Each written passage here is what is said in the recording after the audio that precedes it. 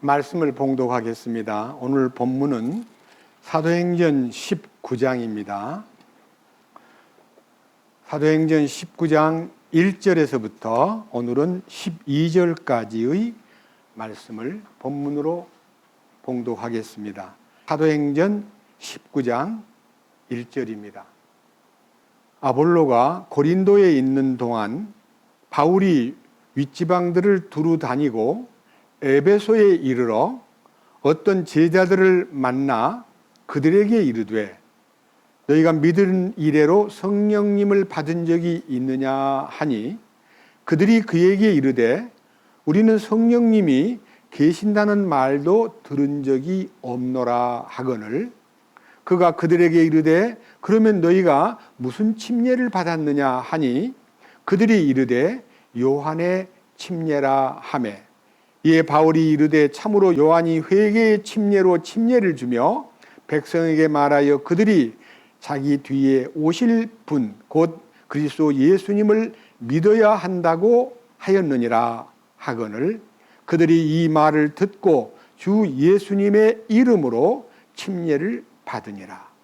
바울이 그들에게 안수하며 성령님께서 그들을 위에 임하심으로 그들이 타 언어들로 말하고 대언하니라. 모두 12사람쯤 되더라.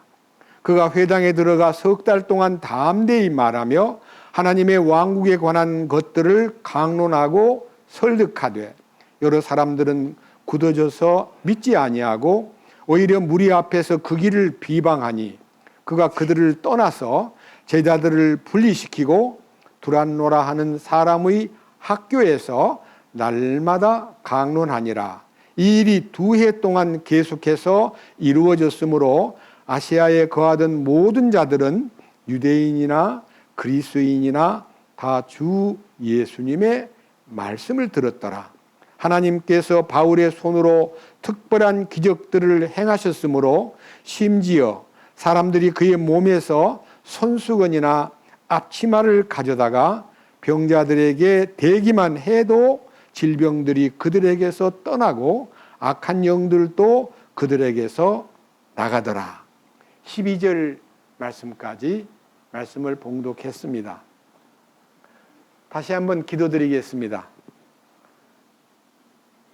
은혜와 진리가 풍성하신 주님, 오늘도 저는 사도행전 19장 상반부의 말씀을 읽었습니다.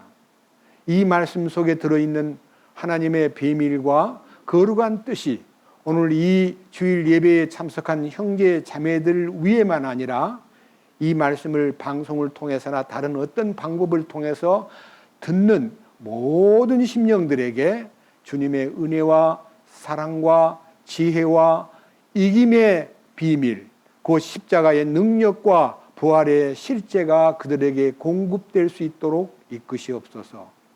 오늘 이 거룩한 말씀 한 절 한 절 속에 들어있는 큰 뜻을 우리에게 열어서 우리가 모두 공감하고 우리가 모두 함께 이 말씀을 공유할 수 있도록 이끌어서 우리의 영적 생활에 커다란 힘이 되고 그리고 우리의 영적 생활의 이김이 보장되는 축복을 누리게 하옵소서.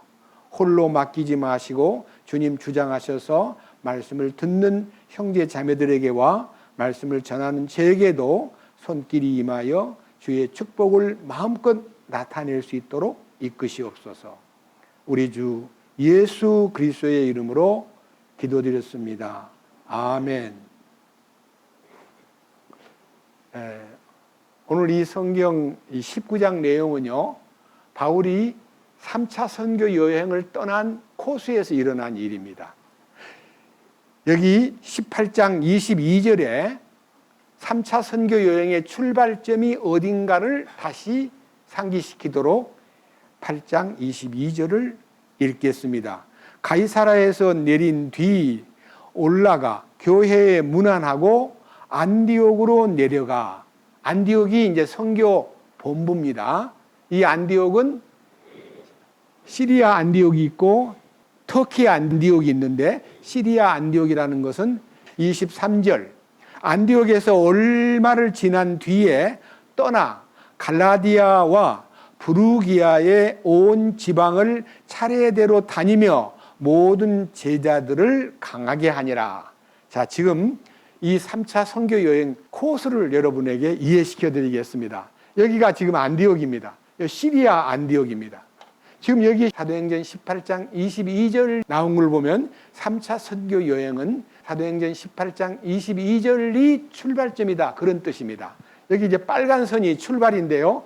안디옥을 떠나서 여기 길리기아의 다소, 그 다음에 루가오니아의 더베, 루스트라, 이고니움, 안디옥. 이 안디옥은 이 터키 안에 있는 비시디아 안디옥입니다. 안디옥이 두 군데 있는데 시리아 안디옥하고 터키에 있는 비시디아 안디옥하고 두 군데가 이름은 같은데 거리가 떨어져 있습니다. 여기를 떠나서 에베소에 도착했다 그럽니다. 오늘 본문 읽은 사도행전 19장 1절이 바로 여기 에베소에 이르러. 그러니까 지금 요 긴 코스는 신방만 하고 특별한 행사가 없었던 것 같습니다. 기록이 없기 때문에. 이제 에베소에 이르러 가지고 이 에베소에서 일어난 일이 3년 동안 에베소에 머물렀거든요. 여기서 3년을 머문 거예요. 그러다 보니까 여기 성경 한번 보세요. 3년을 머무는데 어떻게 머물렀냐면요. 첫째는 19장 8절 그가 회당에 들어가 석 달 동안 담대히 말하며 하나님의 왕국에 관한 것들을 강론하고 설득하되, 처음에는 회당이라는 유대인들이 모이는 시나고그에 들어가서 설교를 하면서 복음을 전했는데 너무 반발이 심한 거예요. 9절 여러 사람들은 굳어져서 믿지 아니하고 오히려 무리 앞에서 그 길을 비방하니 그가 그들을 떠나서 제자들을 분리시키고 두란노라 하는 사람의 학교에서 날마다 강론하니라. 그러니까요, 두란노라는 이 특별 학교가 있는데요, 다른 성경에는 두란노 학당이라고도 했습니다. 그러니까 쉽게 말하면 큰 학교가 아니고요, 두란노라는 특별한 이 소위 말하는 문학이나 정치나 많은 철학이나 이런 것을 강연하던 곳에 이 두란노가 그 자기 학교를 그냥 바울에게 내준 거예요. 그 바울이 거기서 2년 동안, 보세요. 10절 이 일이 2해 동안 계속해서 이루어졌으므로 아시아에 거하던 모든 자들은 유대인이나 그리스인이나 주 예수님의 말씀을 들었더라. 회당에 들어가니까 이 율법을 따라서 움직이는 사람들만 듣다 보니까 반발이 심하니까 두란노 학교를 빌려가지고 강의하니까요, 자원에서 모이는 유대인과 그리고 그리스인 사람들이 아주 2년 동안 말씀을 들었는데요, 이 말씀을 들을 때의 이 분위기는요, 여기서 3개월은 석 달 회당에서 말씀을 전했고 그 다음에 2년 동안 복음을 이 두란노에서 전했는데요, 한 장을 넘겨보세요. 한 장을 넘겨보시면요, 사도 바울이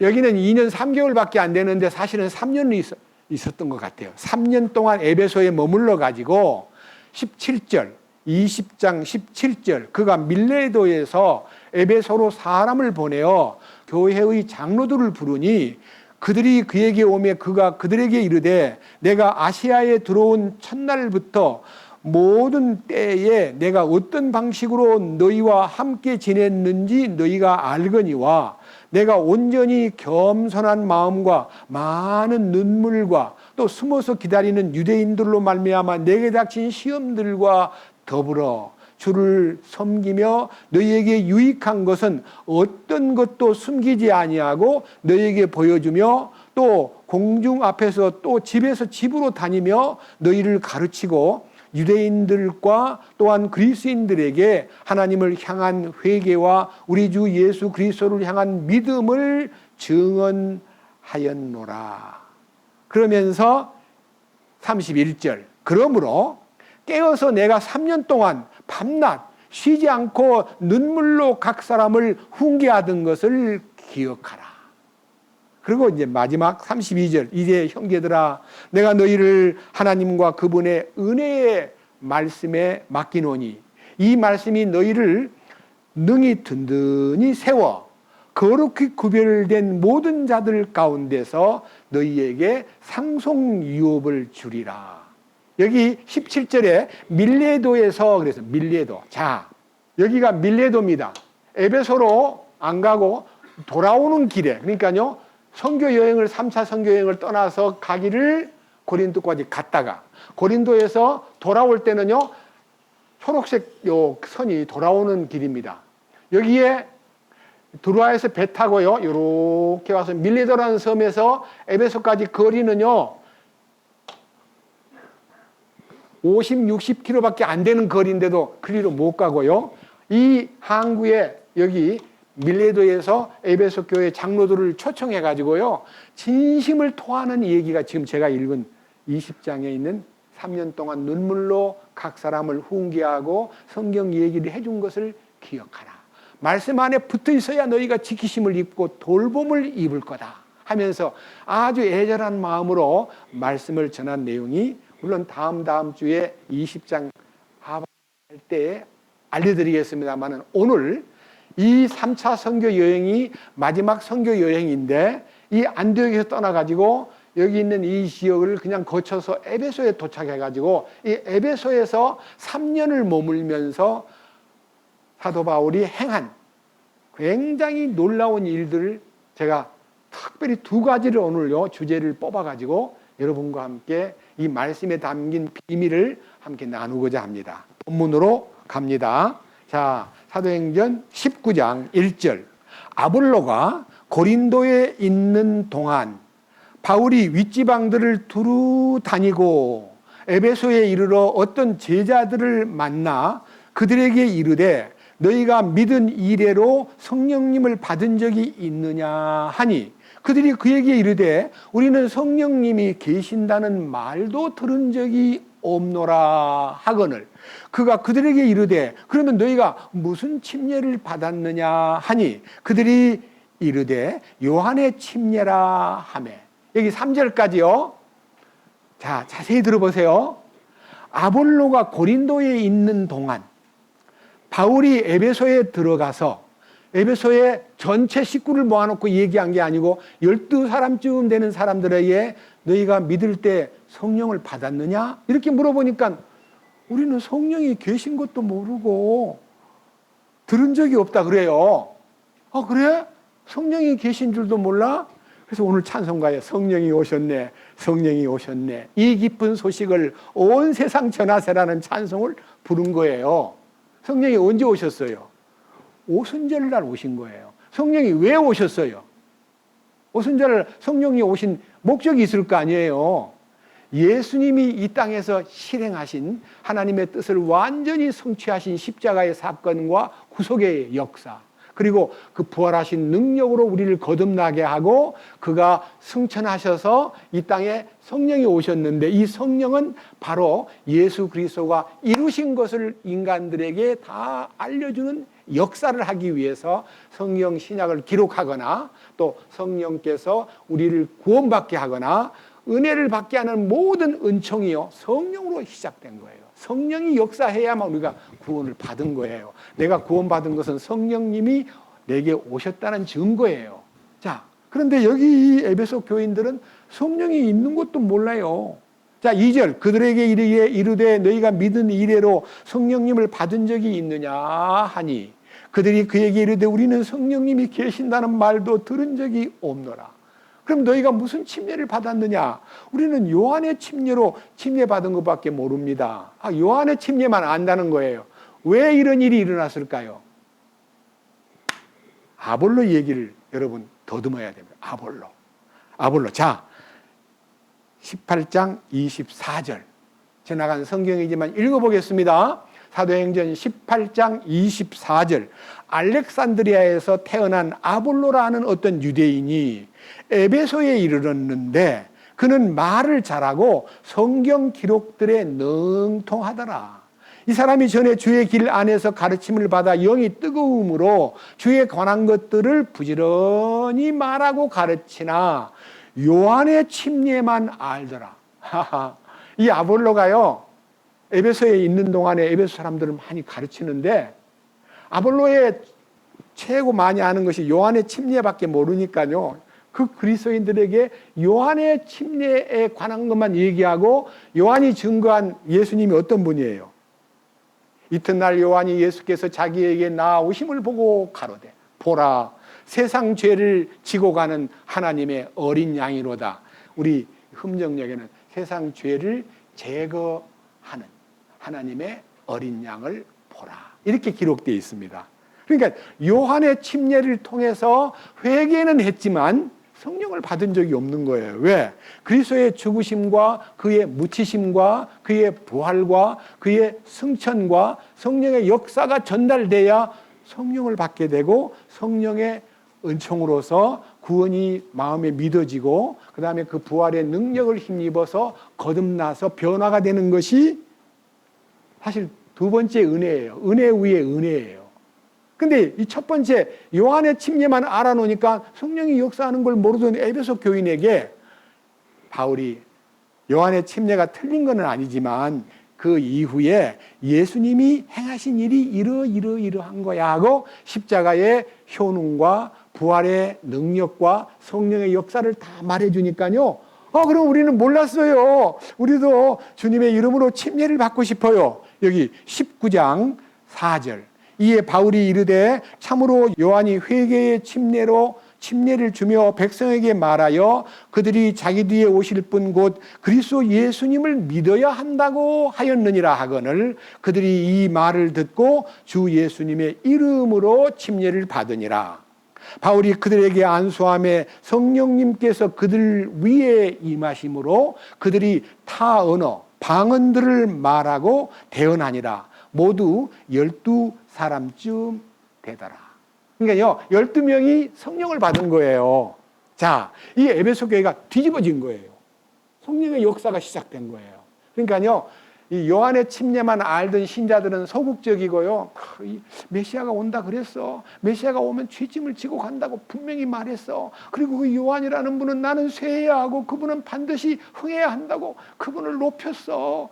내 뒤에 오신 분은 나는 너무너무 크신 분이라 나는 그의 신들매를 맬 자격도 없다고까지 말했어 하고 이 요한의 얘기만 막 들려주었지 십자가의 사건과 거기에서 이루신 영원한 속죄 그리고 그 피의 효능 그리고 그 피로서 혼을 깨끗게 하고 그 피로서 모든 인류의 죄를 도말한 이 얘기를 그들은 못 들어봤어요. 왜?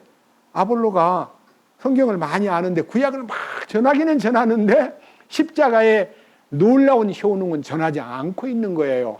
여러분 오늘 한국 교회가요. 예수 믿는다고 교회를 딱 가면요. 제일 먼저 그에게 예수님이 왜 십자가를 지시고 죽었느냐에 대한 것을 말해주기 위해서 이 성경의 진실성과 이 성경 안에 들어있는 인간의 죄 문제와 이 죄를 지니고서는 하나님 앞에 갈 수 없다는 점을 알려줘 가지고 죄를 깨끗게 하는 길이 어디에 있습니까? 하니까 회개하고 예수를 믿어라 그럽니다 하고 회개를 할 때 어떻게 회개해야 되냐 하면 당신의 죄 때문에 예수님이 돌아가셨거든요 하고 그 정도만 얘기하면 회개가 안 일어나요. 당신의 죄가 예수님을 죽게 했다는 것까지만 얘기해도 안 돼요. 당신이 예수를 죽이는 일에 가담을 하지는 않았지만 당신의 죄 때문에 예수님이 돌아가셨기 때문에 당신은 간접적으로 예수님을 죽인 자 중에 하나입니다.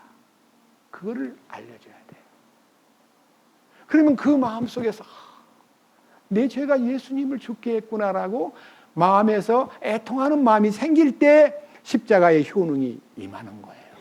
그것이 회개예요. 제가 지난번에도 사도행전 2장 36절 이하에서 베드로가 강하게 너희가 죽인 예수께서 주와 그리스도가 되셨느니라고 말하니까 우리가 어떻게 해야 됩니까? 그러면 우리가 예수님 죽이는 일에 가담했거든요 하고 안타까워하니까 회개하고 죄 씻음을 받으라. 그래야면 죄를 깨끗게 해주시고 성령을 통해서 너희가 완전하게 된다는 얘기를 지난 주간에도 말씀을 올렸습니다. 오늘은 더 이상 들어가지 않겠습니다. 그런데 오늘 여기에 특별한 얘기가요. 6절입니다. 6절. 자, 바울이 그들에게 안수함에 성령님께서 그들 위에 임하심으로 그들이 무엇을 말한다고요? 여기 타 언어라는 얘기는 옛날 개혁 성경이나 원문에는 방언이래요. 방언이란 말은요. 다른 나라 말이란 뜻이에요. 다른 나라, 다른 나라 말이란 말이 다른 하는 것이 타자가 다른이란 뜻이고요. 언어가 말, 다른 나라 말. 그걸 방언. 아시겠죠? 방언. 여러분 근데 오늘날 기독교에서 방언을 얼마나 강조하는가를 여러분 설교를 들어보면요. 약간 보수적인 교회는 그런 것에 대해서 관심을 별로 안 갖는데요. 열린 아주 이 오순절 계통이나 이 순복음 계통이나 이 방언에 대한 은사를 강하게 부르짖는데 이렇게 부르짖습니다. 여러분, 방언 합니까? 방언은 하늘나라의 언어입니다. 방언을 못하면 성령 못 받은 겁니다. 성령 받으면 방언이 터지게 돼 있습니다. 방언을 못한다고 막 이렇게. 그래서 방언을 못하는 사람은 약간 등급이 낮은 신앙자로 생각하기도 하고, 방언을 많이 외치면서 기도하는 사람은 매우 영적으로 하나님과 통하는 사람으로, 소위 말하는 급이 달라, 그레이드가. 예? 저도 학생 때 방언을 받고 싶어가지고 많이 애를 썼는데, 나중에 그 방언이 하나님이 주신 방언이 아니라는 것을 알았을 때 저는 방언을 안 받아도 됩니다라고 포기했던 시절도 있었습니다. 그런데 오늘날요, 방언으로서 기도하고 방언으로 한 사람만 기도하는 게 아니라 온 교인들 가운데 방언 받은 교인들은 막 너무너무 시끌 방언을 하는데, 그 방언을 못하는 사람은 옆에 있다가 너무너무 주눅이 들어가지고 나가버려요. 예? 방언하는 사람끼리 막 신나게 방언을 하는데, 성경에는요, 방언은 반드시 무슨 말인지를 통역해야 된다고 성경에 나와 있어요. 근데 저는 통역을 한 번도 만난 적이 없어요. 예? 제 친구가 이제 방언을 하는데, 제 친구는 방언을 말로 하는 게 아니라 글로 써요, 글로. 방언이 막 글로 막 터져요. 친구야, 그거 무슨 글이니? 그랬더니 나도 몰라.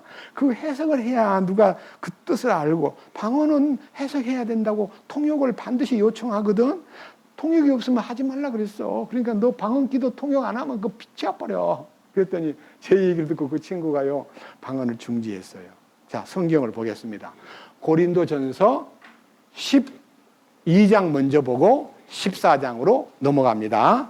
고린도전서 12장 7절입니다. 고린도전서 12장 7절. 각 사람에게 성령의 나타나심을 주신 것은 그것으로 말미암아 모두가 유익을 얻게 하려 하심이라. 어떤 사람에게는 성령을 통하여 지혜의 말씀을, 다른 사람에게는 같은 성령을 통하여 지식의 말씀을, 다른 사람에게는 같은 성령을 통하여 믿음을, 다른 사람에게는 같은 성령을 통하여 병 고치는 선물들을, 다른 사람들에게는 기적을 행함을, 다른 사람에게는 대언함을, 다른 사람에게는 이 영들 분별함을, 다른 사람에게는 이 여러 종류의 타 언어, 방언들을 말함을, 다른 사람에게는 타 언어들을 뭐하며 방언을 통역하는 일을 주셨으나 이 모든 것은 같은 한 성령께서 행하사 자기 뜻대로 각 사람에게 개별적으로 나누어 주시는 것이라. 제일 마지막 부분에 가가지고 여기 10절 하반절에 방언의 은사가 따르고 어떤 사람에게는 방언을 통역하는 사람을 준다 그랬습니다. 약속을 했어요. 그러니까 성령은요, 방언이 터지면 반드시 통역을 세우게 돼 있어요. 성령이 역사하니까. 자, 그다음 14장으로 넘어가십시다. 자, 14장 이 말씀을요, 자세히 들어보면요, 너무너무 놀라운 얘기가 들어있는데, 이 14장을 다 읽으려 하면 시간이 걸리기 때문에 조목조목 잘라가지고 이 말씀을 읽겠습니다. 자, 6절. 이제 형제들아, 내가 너희에게 가서 타 언어들로 말하고 계시나 지식이나 대언이나 교리로 너희에게 말하지 아니하면 너희에게 무슨 유익을 끼치리요? 필이나 하프같이 생명 없는 것들이 소리를 낼 때에 소리에 구분을 주지 아니하면 필이나 하프 소리가 무엇을 뜻하는지 어찌 알리요? 만일 나팔이 분명하지 못한 소리를 내면 누가 전쟁을 예비하리요? 자, 그 다음 10절. 세상에 많은 종류의 소리가 있다 할지라도 그것들 중에 의미 없는 소리는 하나도 없나니. 그러므로 내가 그 소리의 의미를 알지 못하면 말하는 자에게 야만인이 되고 말하는 자도 내게 야만인이 되리라.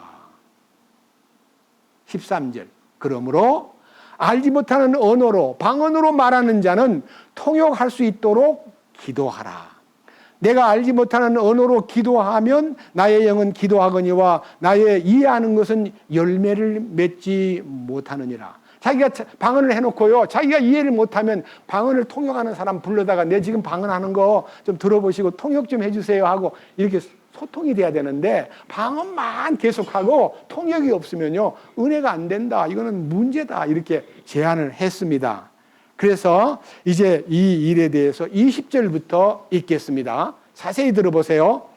형제들아, 이해하는 일에는 아이가 되지 말라. 너희가 오직 악한 일에는 아이가 될지라도 이해하는 일에는 어른이 될지니라. 율법에 기록된 바 내가 다른 언어들과 다른 입술들을 가진 사람들을 써서 이 백성에게 말하리라. 그러나 모든 것에도 불구하고 그들이 내 말을 듣지 아니하리라. 주가 말하노라. 내가 방언을 통해서 믿지 않는 자에게 말해준다. 근데 내 말을 듣고도 그들은 안 믿어. 그러니까 이 방언을 통해서 하나님이 역사한다고. 22절. 그러므로 타 언어들, 여기 방언들은 믿는 자들을 위한 표적이 아니요 믿지 않는 자들을 위한 표적이로되, 대언은 믿지 않는 자들을 위한 것이 아니요 믿는 자들을 위한 것이니라. 여기에 믿지 않는 자들을 위한 것이 아니요 믿는 자들을 위한 것이 대언이고, 방언은 믿지 않는 자들을 위해서 방언을 하는 거야 하고 말하면서 23절. 그러므로 온 교회가 다 같이 한 곳에 모여 모두 방언으로 말하면 배우지 못한 자들이나 믿지 않는 자들이 들어와서 너희를 미쳤다고 하지 아니하겠느냐. 자, 방언을 막 하는데 뭔 말인지 모르고 있으면 미쳤구나 하고 나가버린다 이거예요. 그러니까 반드시 방언이 터지면 통역이 옆에 따라야 된다고 여기 딱 주석을 달아놨어요. 26절. 형제들아, 그런즉 어찌하리요? 너희가 다 같이 모일 때에 너희 각 사람에게 찬송 시도 있고 교리도 있으며 방언도 있고 계시도 있으며 통역도 있나니 모든 것을 남을 세우기 위하여 할지니라. 여러분, 방언을 한다고 자기를 내세우면 안 돼요. 이 방언은 나 안 믿는 사람을 위한 표적이기 때문에 안 믿는 사람이 목표가 돼야 되고, 그에게 주님의 말씀을 말해주는데 방언으로 말해놓으니까 반드시 통역이 나타나가지고 통역으로 그에게 전달이 되면요 그가 깨우치고 회개한다 이 말입니다. 그래서 밑에 보세요. 자, 그래서 27절. 만일 어떤 사람이 알지 못하는 언어 방언으로 말하거든 두 사람이나 많아야 세 사람이 순서대로 하고, 순서를 따라서 하고, 한 사람은 뭐 하라고요? 통역을 하라 그랬어요. 통역을 해야 되는데 28절. 만일 통역하는 자가 없으면 어떻게 하라 그랬어요? 그는 교회 안에서 잠잠하고 자기하고 하나님하고만 말하라. 그러니까 속삭이듯 하나님하고 말하는 건 자유지만 몽땅 모여서 막 방언으로 소리를 지르면, 통역이 없다면 그거는 미친 짓이다. 이렇게 매우 의미로운 말씀이 여기 12장부터 14장까지 기록되어 있습니다. 자, 그 다음 마지막 얘기입니다. 33절. 성도들이 모든 교회에서처럼 하나님은 혼란의 창시자가 아니요 화평의 창시자니라. 여러분, 방언으로 막 떠들면 뭐가 돼요? 혼란해요. 통역도 없이 막. 저는요 오랫동안 방언 집회를 가봤는데 누가 통역하는 것을 본 적이 없는데요, 제가 인터넷에 들어가서요 방언 통역하고 딱 찍어보니까요 놀라운 대답이 나와요.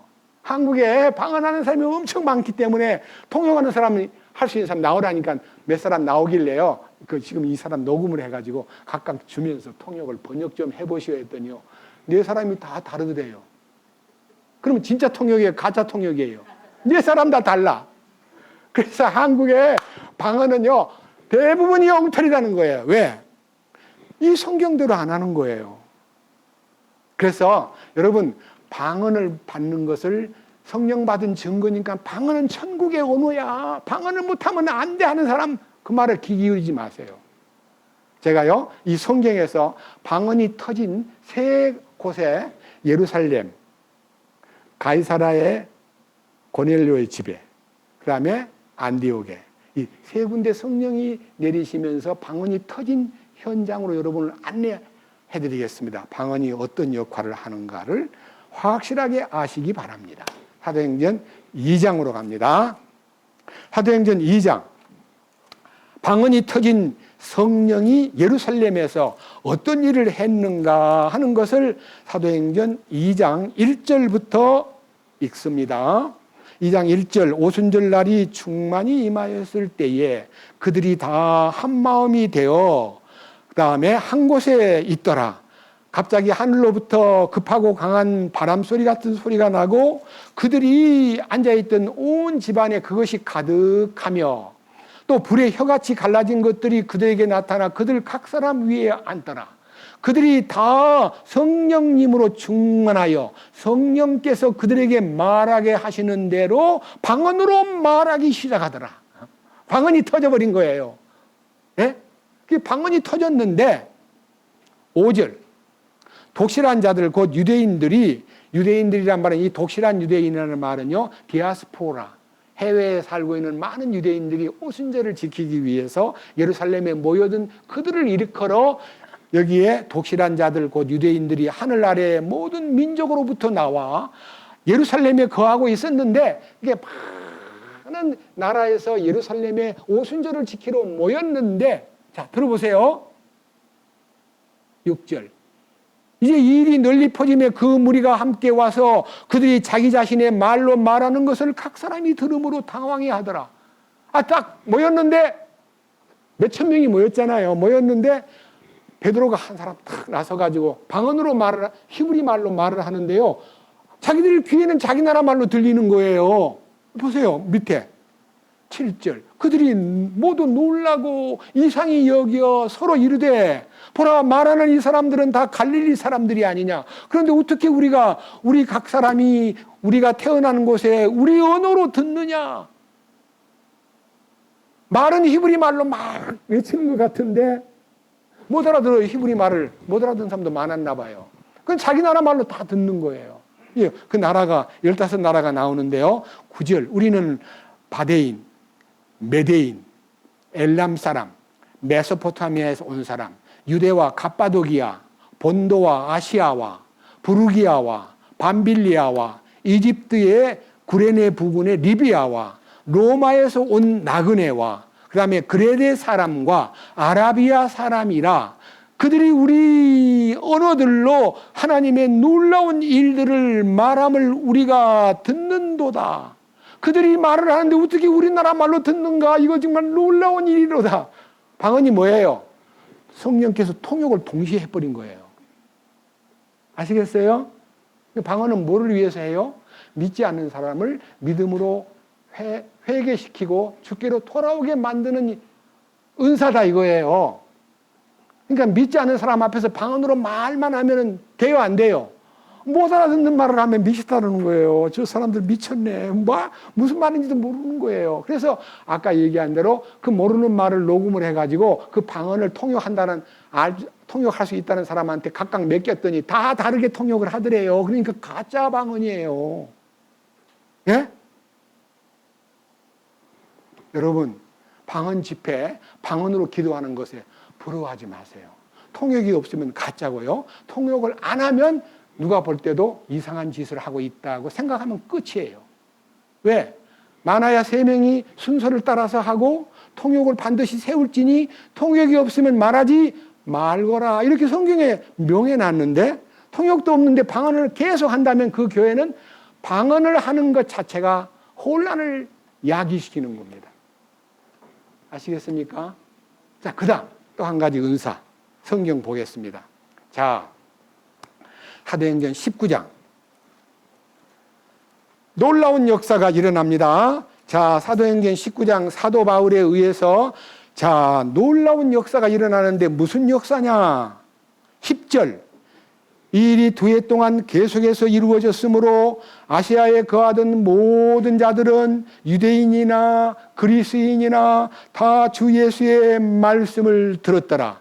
하나님께서 바울의 손으로 특별한 기적들을 행하셨으므로 이 두란노에서 설교를 하는 동안에 이 말만 하는 게 아니라요. 바울이 하는 일 속에서 놀라운 기적이 일어나는 거예요. 그 기적이 12절이에요. 심지어 사람들이 그의 몸에서 자, 저를 보세요.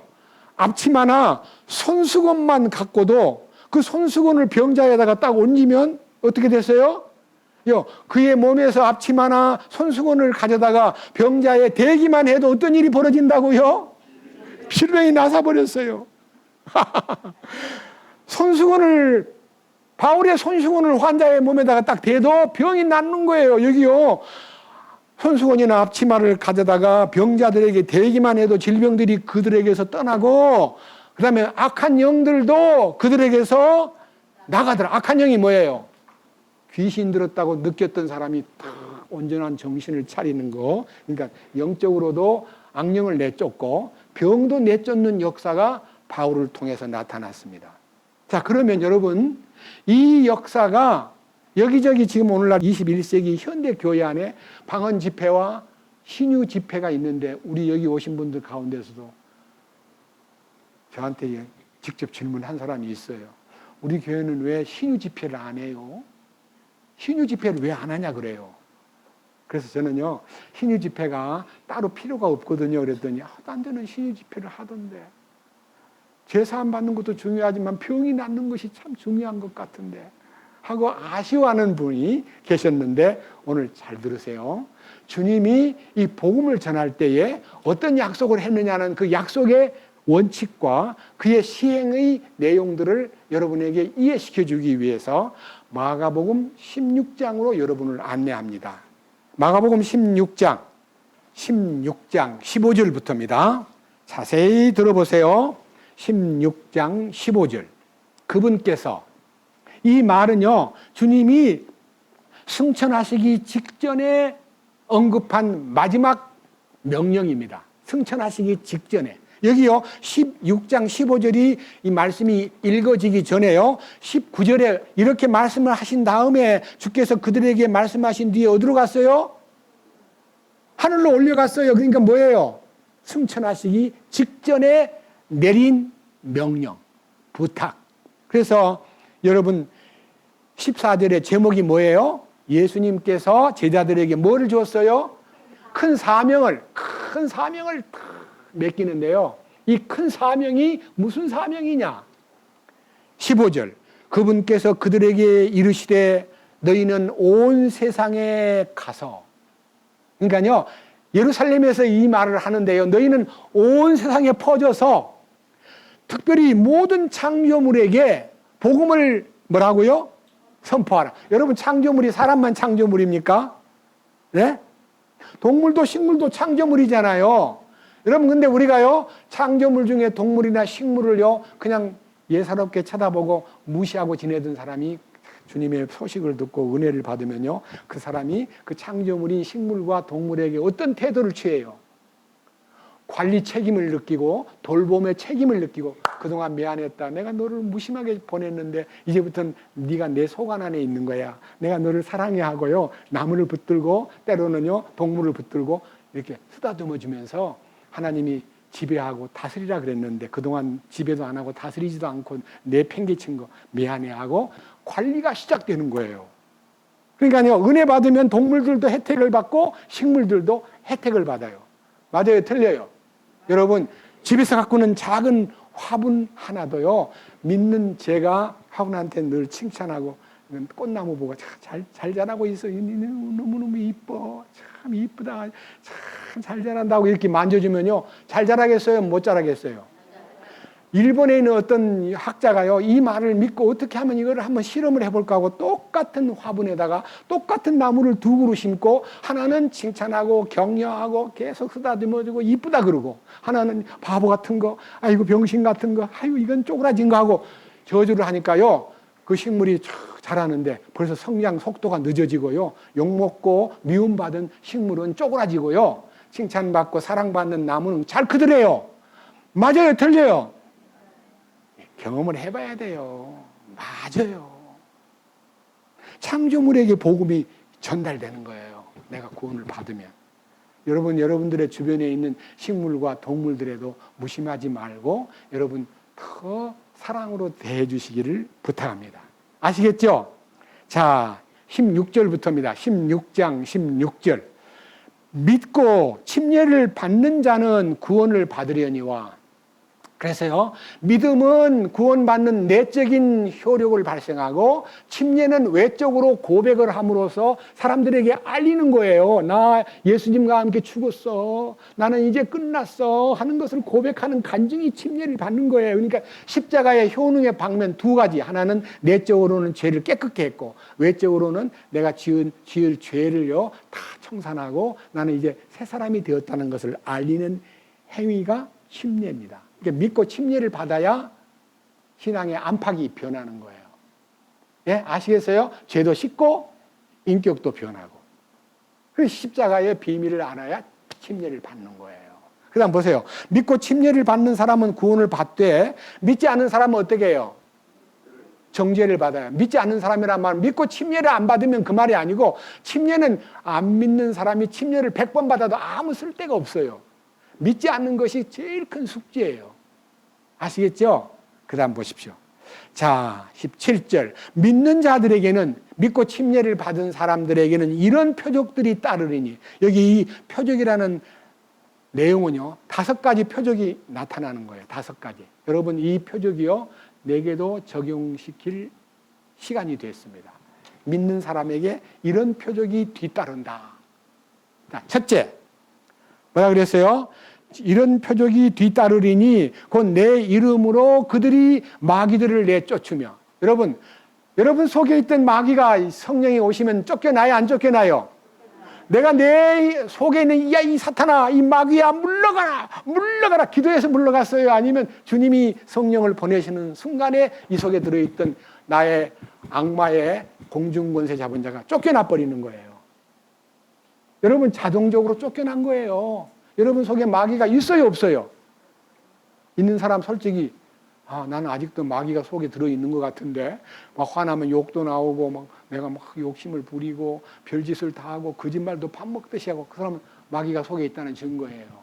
근데요, 거짓말이 싫어지고 욕심도 아니야.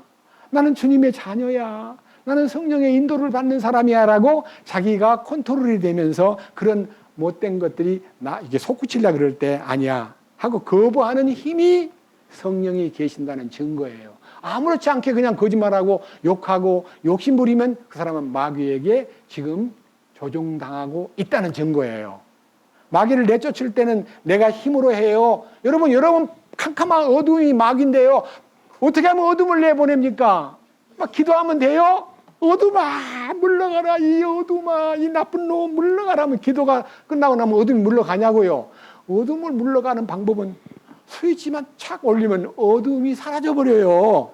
맞아요, 안 맞아요? 스위치가 뭐예요? 말씀이 스위치예요. 말씀이 탁 열리면 말씀 안에 빛이 있고 생명이 있기 때문에 사탄의 권세가 싹 사라져버려요. 자동적으로. 그래서 요즘에 이제 성령 받은 사람 중에 한 분이 앞에 앉아있는 노자매가요, 얼굴도 너무너무 이뻐지고, 옛날에는 항상 울상이고, 끄떡하면 막 고정재님 오라고 도움을 구하고, 저한테도 연락 와요. 형제님, 나 지금 너무너무 마음이 아프고 괴로워 못 견디겠어요. 기도해 주세요. 하고 막 울부짖고 늘 울상하던 자매님이 얼굴도 피고 저보고 내 얼굴 보세요. 얼마나 예뻐졌는지요. 이러는 거예요. 그러니까 오늘 보니까 또 찬양대까지 섰네. 너무너무 변했어요. 이게 이제 마귀가 나간 증거예요. 맞아요, 안 맞아요, 본인? 맞아요. 맞죠. 마귀가 나가버렸어요. 여기요. 마귀를 내쫓으며. 그 다음에 두 번째, 뭐라 그랬어요? 새 언어들로 말하며. 방언이 터진 거예요, 방언. 여러분들이 방언 터진 거는요, 따따따따 남 못 알아듣는 말을 한다고 방언이 아니고요, 천국의 언어가 열리는 것도 방언 중에 하나예요. 말씀이 열려요. 말씀이 보여요. 말씀이 진지해져요. 옛날에는 보면 졸리고 몇 장도 안 봐가지고 뭐 낳고 이런 게 뭐라고 필요하다고 썼을까? 그런 거 안 쓰면 안 되나? 낳고에 질려버려요. 마태복음 읽다가. 그런데요, 진리에 눈을 뜨면 낳고가 굉장히 크게 보이고, 와, 이렇게 나셨구나, 이렇게 우리 주님이 세상에 오셨구나 하고 말씀이 진솔하게 접근되고 말씀을 읽으면 새로운 말씀이 열리는 거예요. 그게 새 방언이에요. 천국의 언어가 말씀이에요. 말씀 열린 거 있어요, 없어요? 아니, 말씀 열립니까? 안 열립니까? 열리고 말고. 자, 그런데 이 방언을, 말씀이 열리는 건 내버려두고 이상한 말하는 거를 자꾸 방언이라고만 주장하는 사람들은 가짜 방언이 너무너무 많다는 거예요. 오늘 그걸 입증하겠습니다. 그 다음 세 번째, 뭐라 그랬습니까? 18절, 뱀들을 집어 올리며. 여러분, 사도 바울이 복음 전하러 갈 때요, 뱀이 와서 복사가 물어버렸어요. 근데 저 사람은 괜찮았는데 이제는 복사에게 물리면 죽는다는 걸 알기 때문에 죽는 줄 알고 있는데 뱀을 탁 불에 떨어뜨려 난 다음에 아무렇지 않게 탁 서 있으니까 신이 오셨네라고. 여러분, 로마로 가던 도중에 그 섬에서 뱀에게 물려가지고 죽는 줄 알았는데 뱀의 독을 받지 않는 것을 그들이 보고 그 추장이 예수를 믿게 돼요. 아시겠어요? 뱀을 집어 올리며. 네 번째, 그 다음에 어떤 치명적인 것을 마실지라도 해를 받지 아니하며. 독약을 먹거든 어떤 방법으로 죽이려고 대들었는데, 그러니까 사드락과 메삭과 아벳느고를 불구덩이에다 집어넣는데 불에 타 죽어요? 안 타 죽어요? 사자굴에 던져가지고 죽을 줄 알았는데 다니엘이 죽었어요? 안 죽었어요? 이런 역사가 성령이 함께 하시면 일어나도록 하나님이 돌보겠다는 거예요. 베드로가 감옥에 갇혔는데 문이 샥 열리면서 끄집어내잖아요. 그런 역사가, 치명적인 해를 받지 않도록 돌보시는 역사가 곳곳에 있습니다. 이것이 모두가 다 그렇게 나타난다는 게 아니고 필요에 따라 나타나는데, 마지막 얘기 뭐라 그랬어요? 마지막, 병든 사람들에게 안수하면 그들이 나으리라. 저도 경험했습니다. 병든 사람을 안수할 때 병이 그냥 사라져버리는 걸 경험했습니다. 그런데 여러분, 이 은사가, 이 성령이 역사하는데 포인트가 15절인데 15절, 16장 15절, 그들에게 가서, 너희는 온 세상에 가서 모든 창조물에게 무엇을 선포하라? 복음이 선포되는 것이 목표고, 그 다음에 그 나타나는 모든 은사는 그 복음을 선포하기 위한 도구에 불과해요. 자, 도구 포인트가 20절이에요. 자, 우리 있는 힘을 다해서 한번 읽어봅시다. 같이요. 똑같은 목소리로. 그들이 나아가서 모든 곳에서 복음을 선포하며 주께서 그들과 함께 일하시며 따르는 표적들로 말씀을 뭐하니라? 그 따르는 표적이 목표가 아니에요. 그건 도구예요. 그 따르는 표적으로 뭐가 나타나요? 말씀이 착 뜨는 거예요. 말씀이 확증되는 거예요. 근데 제가 복음을 전하는데 28살 땐가 우리 교회 안에 가장 가난하고 어려운 자매님 한 분이 너무 아파가지고 저한테 연락이 왔어요. 형제님, 나 정말 죽을 것만 같아요. 어떻게 하면 좋아요? 그때는 쉽게 병원 가지 않을 때예요. 그래서 제가 쫓아 올라갔죠. 올라가서 기도합시다. 저는 이 말씀을 믿었어요. 몸에다 손을 딱, 주님, 사랑하는 이 자매님이 지금 너무너무 힘들어합니다. 도와주세요. 주님, 이끌어주세요. 확실하게 믿습니다 하고 안수 기도를 딱 하고 나니까요, 기도를 끝나니까 집사님이 이래요.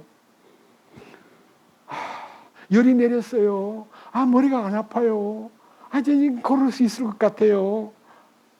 너무너무 좋다고 하니까 그 자매님이 막 교회 와가지고 막 서영재님이 안수해서 나 낫게 됐다고 얘기하니까요, 저는 부끄러워가지고 성경을 보니까 주님의 일꾼들이 이 5가지 이런 표적을 통해서 마귀를 내쫓고 새 언어가 터지고 뱀을 집어올리고 어떤 치명적인 것을 마셔도 해를 받지 않고 병든 사람에게 안수하면 병이 나으리라는 것을 사도 바울이 돌아다니면서, 베드로가 돌아다니면서 복음을 전하는 일에 몰두하지 않고 막 방언하고 병 고치고 귀신 쫓고 하는 것에 중점을 두고 한 기록이 전혀 없습니다.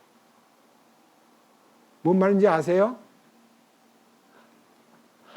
주님의 일꾼들은 따르는 표적을 전하는 것은 도구이기 때문에 도구는 그때그때 쓰고 그냥 버리는 거예요. 여러분, 나귀 턱뼈로요, 블레셋 사람 1000명이나 잡았는데 그 나귀 턱뼈를 막 돌아다니면 이걸로 1000명을 죽였어 하고 떠드는 사람이 돼서는 안 되는 거예요. 그때 필요해서 쓰신 것뿐이지 그것을 자랑하는 일은 우리가 할 일이 아니에요.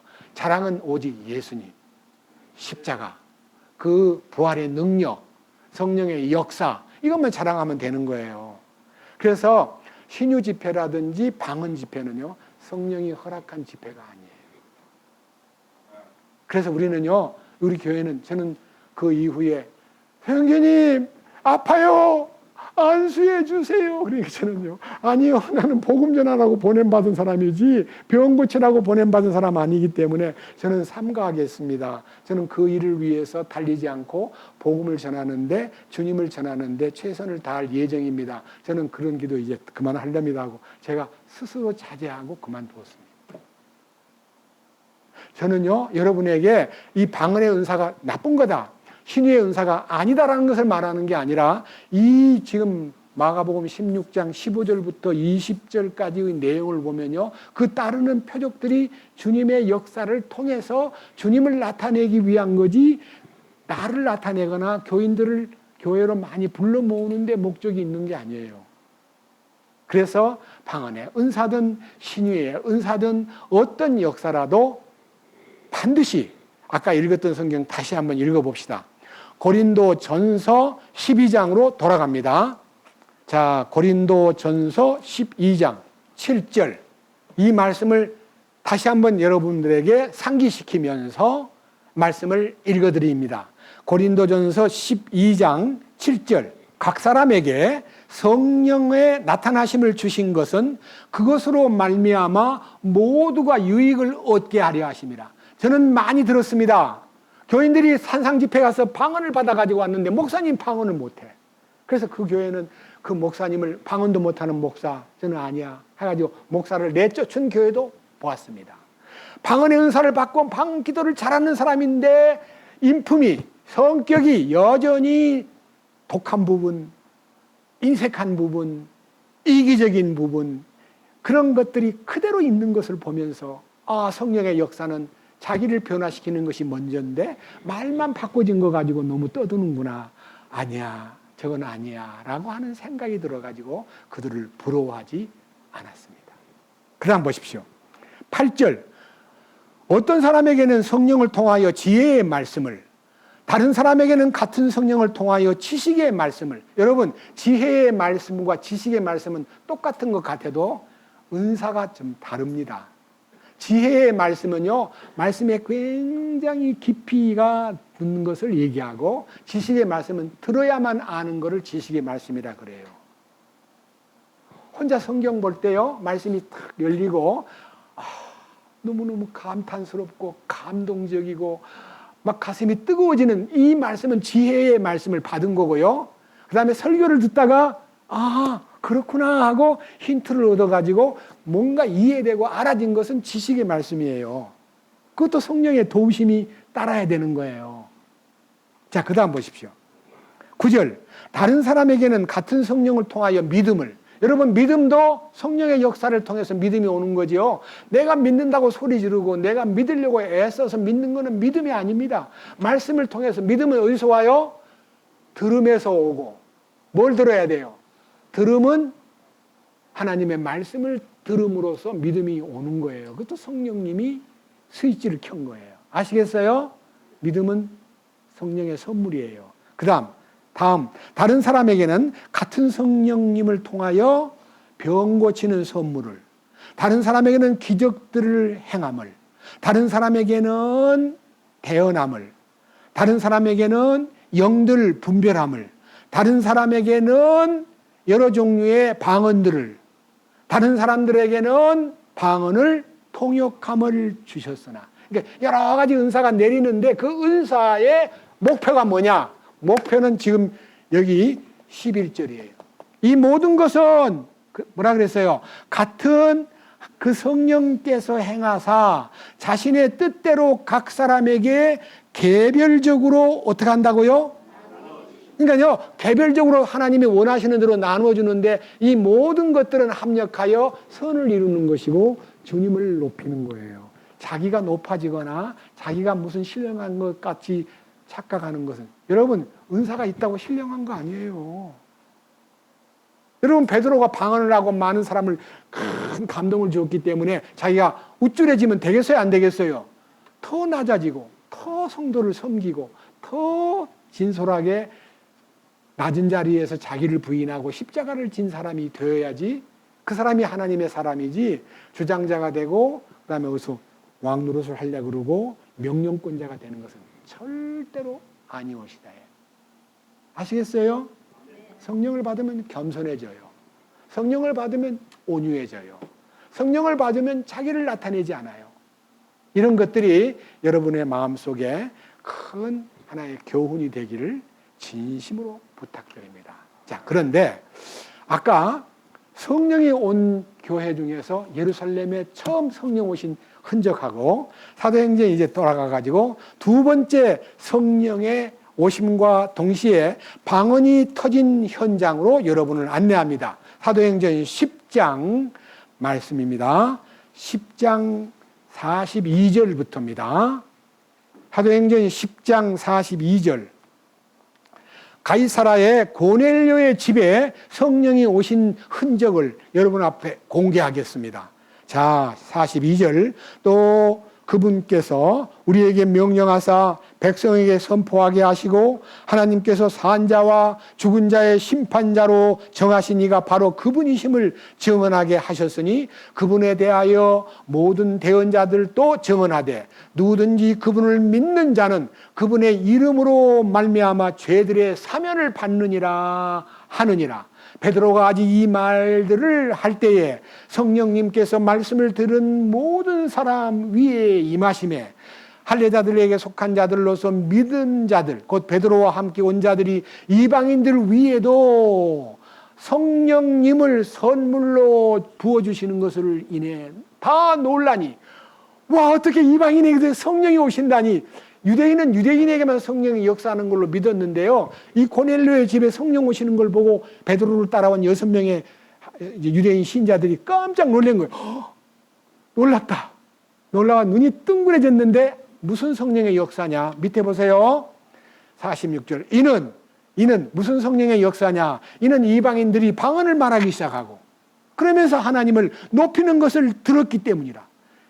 그들이 방언을 하면서 하나님을 찬양하는 걸 보고는요 너무 놀래가지고 베드로가 잠깐만요 진정합시다 해놓고는요 베드로가 이렇게 얘기해요. 47절. 이들이 우리와 마찬가지로 성령님을 받았으니 누가 물을 금하여 이들이 침례를 받지 못하게 하겠느냐 하고 그들에게 명령하여 주의 이름으로 침례를 받게 하니라. 여러분 침례를 먼저 받고 성령 받는 일도 있지만요 성령을 받고 나중에 침례 받는 일도 있어요. 우리는 대부분 다 이방인들은요 성령을 받고 침례를 받는 거예요. 유대인들은 침례를 받고 회개의 표시로 성령이 오는데 우리는 성령을 받고 나니까 주 예수님의 이름으로 침례를 받고 저는 공개적으로 나는 주님과 함께 죽었음을 선포합니다. 나는 그분과 함께 끝났음을 믿습니다. 나는 그분과 함께 새 생명 안에서 산다는 것을 알려드립니다라고 고백하는 행위가 침례입니다. 아시겠죠? 그러니까요, 여러분 이 침례를 받는 것과 이 믿음의 고백은 너무너무 뗄래야 뗄 수 없는 중요한 고비예요. 자, 그런데 여기에 병 고치는 역사가 나타나는데 수건만 얹어도 병이 난다면 바울은 돌아다니면서 병자들 좀 모아봐요. 가가지고 병자들 탁 놓고 수건을 탁 얹으면요 병자가 좋아지면 이야 바울이 신령하네 놀랍다고 막 병자가 모일 거 아닙니까? 그런 집회 했어요 안 했어요? 전혀 안 했어요. 안 했는데 자 성령은 오시기는 오셨는데 방언이 안 터지고 그 다음에 신유의 은사가 안 터진 현장으로 여러분을 잠깐 동안 안내해 보겠습니다. 성경에 8군데가 있는데 다 보려면 시간이 없고요. 중요한 것만 여러분 앞에 제시하겠습니다. 먼저요. 사도행전 2장 36절 지난주일도 읽었습니다. 또 읽어보겠습니다. 181페이지 사도행전 2장 36절 그런즉 이스라엘의 온 집은 확실히 알지니 너희가 십자가에 못 박은 그 동일한 예수님을 하나님께서 저와 그리스도로 삼으셨느니라 하니라. 이제 그들이 이 말을 듣고 마음속으로 찔려 베드로와 나머지 사도들에게 이르되 사람들아 형제들아 우리가 어찌할까 하거늘 이에 베드로가 그들에게 이르되 회개하고 너희 각 사람이 예수 그리스도의 이름으로 침례를 받아 죄들의 사면을 얻으라. 그리하면 너희가 성령님을 선물로 받으리니 이 약속은 너희와 너희 자손과 멀리 떨어져 있는 모든 사람 곧 주 우리 하나님께서 부르실 모든 사람에게 향한 것이니라 하고 또 많은 다른 말씀들로 증언하며 권면하여 이르되 이 패역한 세대로부터 어떻게 해요? 너희 자신을 구원하라 하니 그때 그의 말을 기쁘게 받아들인 자들이 침례를 받음에 바로 그날에 3,000혼가량이 그들에게 더해지니라. 그들은 구원 받았어요? 안 받았어요? 3,000명이 구원받고 성령 받았는데 방은 터져요? 안 터져요? 거기는 안 터져요. 병 고치는 역사도 없어요. 무슨 역사가 있냐? 다른 역사가 나타나는 거예요. 보세요. 다른 역사 42절 그들이 흔들리지 아니하며 사도들의 교리와 교제 안에 머물고 빵을 떼며 기도하더라. 모든 혼 위에 두려움이 임하고 사도들을 통하여 많은 이적들과 표적들이 일어나더라. 믿은 모든 사람들이 함께 지내며 모든 것을 공동으로 소유하고 자기 소유와 재산을 팔아 각 사람의 필요대로 모든 사람에게 나누어 주며 또 날마다 한 마음이 되어 성전에 거하고 집에서 집으로 돌아가며 빵을 떼면서 단일한 마음으로 즐겁게 자기들의 음식을 먹고 하나님을 찬양하며 또 온 백성에게 호감을 얻으니 주께서 구원받아야 할 자들을 날마다 교회에 뭐 하시니라? 그 3,000명이 구원받고 마음이 다 하나가 되니까 구원의 역사가 일어나는 거예요. 근데 거기에 방언이 있어요? 없어요? 신유의 은사, 귀신 나가는 거 그런 거 있어요? 없어요? 왜 우리는 없지? 왜 우리는 그거 안 받지? 이런 말 하지 않았어요. 자, 그 다음 한 장을 넘겨보세요. 자, 다 못 보고요. 4장 4절만 보겠습니다. 뭐라고 되어 있어요? 그럼에도 불구하고 그 말씀을 들은 사람들 중에 많은 이가 믿었고 남자의 수가 몇 명쯤이 더다? 5,000명이 구원을 받았어요. 근데 거기에는 방언이나 특별한 신유의 은사나 역사가 나타나지 않고 그들은 놀라운 그 맨파워 5,000명이 한꺼번에 구원을 받으니까요 공회에 체포돼 가지고 신문 받던 베드로와 요한을 풀어주게 돼요. 풀어줄 때 뭐라 그런지 아세요? 여기 다 나오는데 못 읽고요. 예수 얘기하지 마세요. 무슨 예수가 죽었다고 살았다고 그 말도 안 돼요. 그런 얘기 하지 마세요. 가세요. 하니까 잠깐만요. 하나님 앞에서 묻습니다. 하나님 말씀을 듣는 것이 옳겠소? 당신 말을 듣는 게 옳겠소?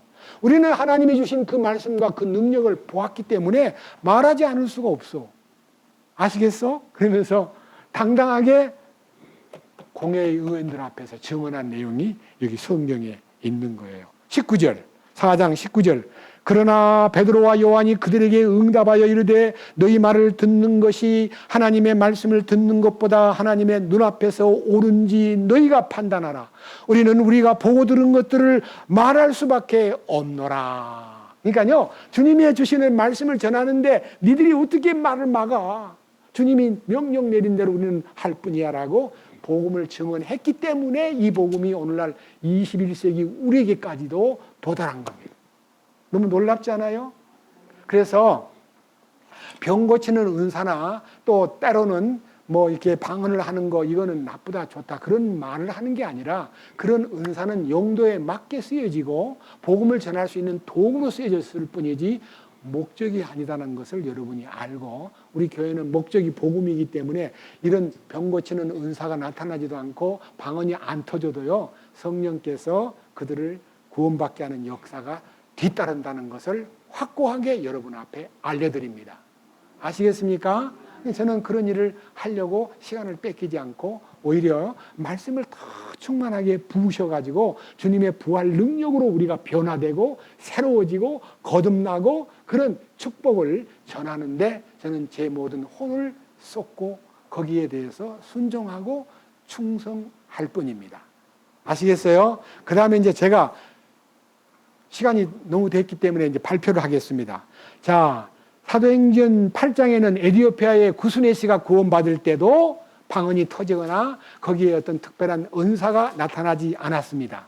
그 다음 사도 바울이 9장에서 회심하고 다마스쿠스에서 주님을 만날 때도 바울이 방언이 터지거나 구원받는 그 환경에서 새로운 역사가 나타나지 않았습니다. 그래도 그는 조금도 문제가 되지 않았습니다. 사도행전 11장에 안디옥에서도 성령이 역사할 때 방언이 터지거나 신의 은사가 나타나지 않았습니다. 그 다음 사도행전 16장에 루디아라는 비단 장수 아줌마가 식구들과 함께 구원받는 때에도 방언이 터지거나 거기에 신의 은사가 나타나지 않았습니다. 사도행전 16장 중반부에 빌립보 간수가 구원을 받을 때도 방언이 터지거나 성령이 왔기 때문에 막 방언을 하는 게 아닙니다. 여러분, 성령을 받은 사람이 방언을 해야 된다는 얘기는 잘못된 얘기입니다. 그래서 방언을 받지 않은 사람은 성령 안 받은 사람으로 취급하는 것도 잘못된 겁니다. 그래서 성령이 왔기 때문에 우리가 죄사함 받았고, 성령이 왔기 때문에 우리가 말씀이 믿어지고, 성령이 왔기 때문에 믿음이 생기고, 말씀이 지혜롭게 열려지고, 지식으로도 열려지고, 그리고 우리는 마음에서 섬기는 마음이 생기고, 자기가 낮아지고 온유해지는 건 다 성령 받은 증거입니다. 방언 못한다고요? 소외감 느끼면 안 됩니다. 아시겠어요? 저 방언 못합니다. 왜? 방언 받고 싶어가지고 한 19살, 20살 때요, 기도원에 가서 방언을 받게 해달라고 막 기도해도 방언이 안 내리길래 방언 받고 싶은 사람 모이라 해서 가봤더니 레슨을 시켜요. 비기너 코스. 비기너 코스가 뭐냐? 방언 받게 하는 연습을 시키는 훈련장이에요. 첫째, 철야. 둘째, 금식. 셋째, 지시대로. 그 세 가지를 딱 듣고 들어갔더니요, 엄청 많이 모였어요. 근데요, 구석구석에 앉아서요, 할렐루야 아멘을 1000번씩 하라는 거예요. 방언을 받으려면. 그래서 저는요, 제가 흉내 한번 낼게요. 방언을 받겠다고 가가지고 학생이요, 무릎을 꿇고 할렐루야 아멘, 할렐루야 아멘 이렇게 하니까 레슨하는 사람이, 그렇게 하면 안 돼. 할렐루야 아멘을 전혀 의식하고 세아리지 말고 1000번이라는 것은 무한대를 얘기하는 거야. 방언 내릴 때까지 할렐루야 아멘을 큰 소리로 마구마구 외쳐라. 할렐루야 아멘, 할렐루야 아멘, 할렐루야 아멘 이래야지. 할렐루야 아멘, 할렐루야 아멘. 이게 뭐야? 모화경으로 들어가라는 거야. 할렐루야 아멘을요, 자꾸 외치면 자체면이 돼요. 그래가지고 헷가닥 넘어져 버려요. 체면이 걸려. 그럼 거기서 입에서 이상한 따따따따따따따따 하고 나와요. 많은 사람이 그렇게 하고 있는 것을 보는데요, 어떤 아줌마가 할렐루야 아멘을 나보다 더 먼저 들어와도 하다가요, 쓰러지는데, 쓰러질 때 너무너무 못 볼 봤어요. 치마를 입은 아줌마인데 쓰러지니까 뭐가 보여요? 하체가 다 드러나는 거예요. 너무너무 창피해가지고. 성경에 어디에 할렐루야 아멘을 1000번 하면 방언을 받는다 했나? 이 마음이 들어가지고, 잘못했습니다 하나님, 나 안 받겠어요. 그러고 뛰쳐나와 버렸어요. 그 후에 한 번도 방언 집회 간 적이 없습니다. 모를 때는 방언 받으려고 할렐루야 아멘을 몇 번 외쳐봤는데, 여러분 할렐루야 아멘을 1000번 할 때 너무너무 배고픈 데다가 잠을 안 자고요, 계속 소리 지르면요, 체면에 걸려버려요. 그러면 입에서 자기도 모르게 랄랄랄랄라 따따따따 이상한 말이 터져요. 그거 방언 아니에요. 그건 마귀가 준 거예요. 큰일 나요, 그거 받으면. 근데요, 방언을 받으면 눈이 뒤집혀요. 교만해지고, 신령해진 걸로 착각하고, 방언 못하는 사람 무시하고. 그게 뭐예요? 성령의 방언이 아니고 마귀의 방언이에요.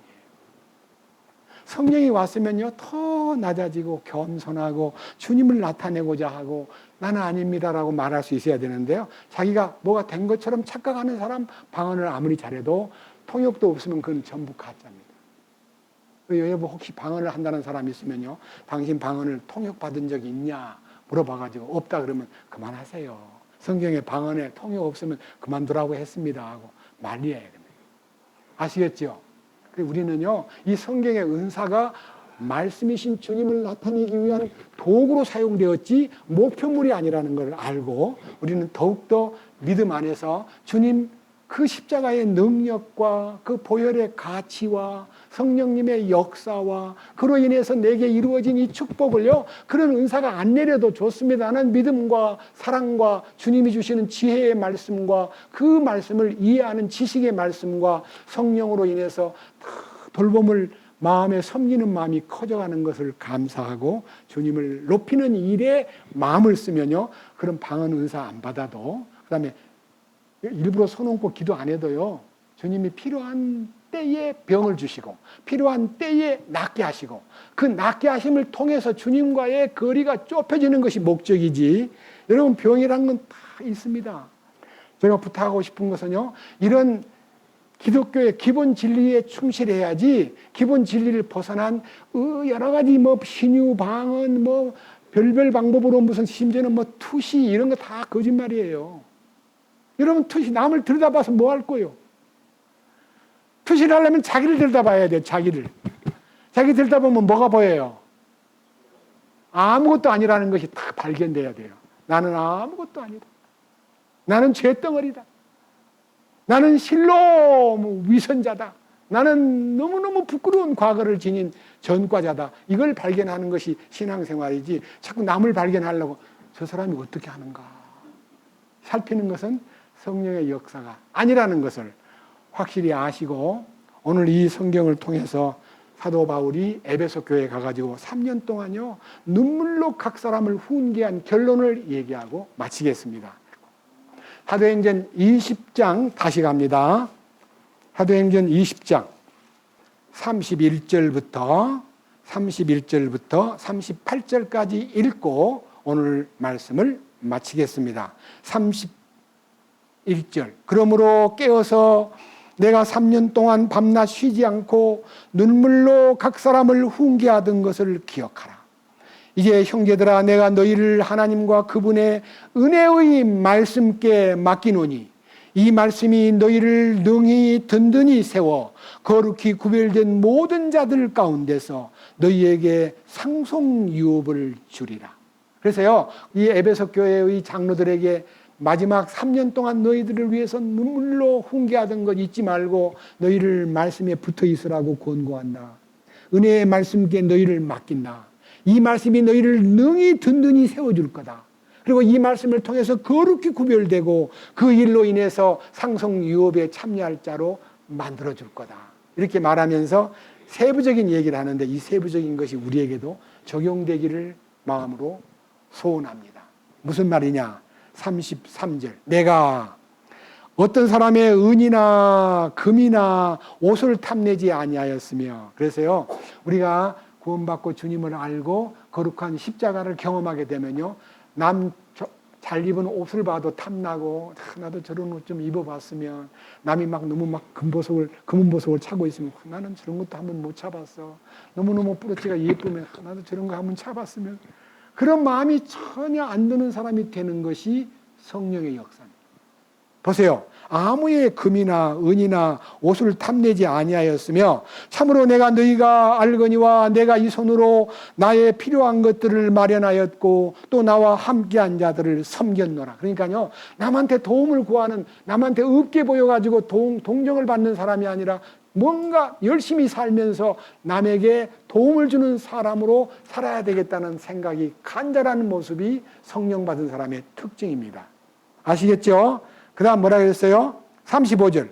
내가 너희에게 모든 것을 보여주되 곧 너희가 마땅히 어떻게 수고하여 약한 자들을 지원하고 또 주 예수님께서 말씀하신 것, 즉 주는 것이 받는 것보다 더 복되도다 하신 그분의 말씀을 기억하게 하였느니라. 그래서요, 우리는 이 신앙생활의 섬김을 통해서 주는 자가 되고 싶은 마음이, 갈망이 커야 되고 받기를 바라는 마음을 갖지 않는 것이 영적으로 부유한 사람의 특징이라는 것을 바울이 말해 주었습니다. 여러분, 받는 사람이 복이 있어요? 주는 사람이 복이 있어요?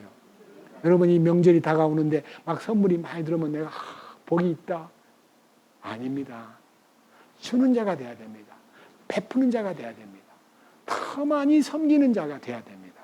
이 말씀, 자 36절. 이렇게 말한 뒤에 그가 무릎을 꿇고 그들 모두와 함께 기도하니 그들이 다 몹시 슬피 울며 바울의 목을 껴안고 그에게 입을 맞추며 무엇보다도 그가 한 말 곧 다시는 그들이 자기 얼굴을 보지 못하리라 한 그 말로 인해 마음 아파하면서 배에까지 그와 함께 가니라. 헤어지기가 싫어가지고 막 눈물을 흘리면서 예루살렘에 가면 안 되는데, 저 큰일 나는데, 이런 마음이 들어가지고 가지 마세요. 예루살렘에 올라가면 큰일 나요. 아니야, 나는 목숨을 바쳐서라도 예루살렘에서 할 일이 있어 하고. 여러분, 예루살렘에서 무슨 일을 한다 그랬어요? 자기가 구원받은 간증을 선포하고 자기에게 변화된 주 예수 그리스도의 이름을 나타내기 위해서 예루살렘에 가서 이 일을 꼭 오순절 때 모인 무리들에게 말하리라. 이런 결정을 내린 바울은 로마에까지 가서도 예수 그리스도를 전하고, 그리고 할 일을 다 끝낸 다음에 운명을 순교를 하셨습니다. 우리도요, 주님 부르시는 그날까지 이 복음을 위해서 어떻게 살아야 되는가를 마음에 되새기고, 우리도 말씀 안에서 이 말씀을 함께 전하는, 이 여러분들이 직접 못 전해도 저와 동역자가 되어가지고 저를 위해서 기도해주고 함께 격려하면서 이 복음과 함께 우리의 남은 일생을 부끄럽지 않게 달려가기를 주님의 이름으로 축원합니다. 아멘. 감사합니다. 주님, 오늘 또 우리는 사도 바울이 에베소 교회에 도착하여 3차 선교 여행길에 그곳에서 3년을 지내면서 정말 눈물로 각 사람을 훈계하고 주님의 뜻을 밝히 전해주고 주는 자가 받는 자보다 복이 있다는 것을 가르쳐준 이 교훈이 우리의 마음에 커다란 좌표가 되게 하시고, 우리의 영적 삶에서 부끄럽지 않은 사람으로 주님 배울 때 칭찬과 영광을 받기에 합당한 자가 되도록 이끄시옵소서. 우리를 구원해 주시고 진리의 길을 걷도록 인도해 주시는 우리 주 예수 그리스도의 이름으로 기도드렸습니다. 아멘.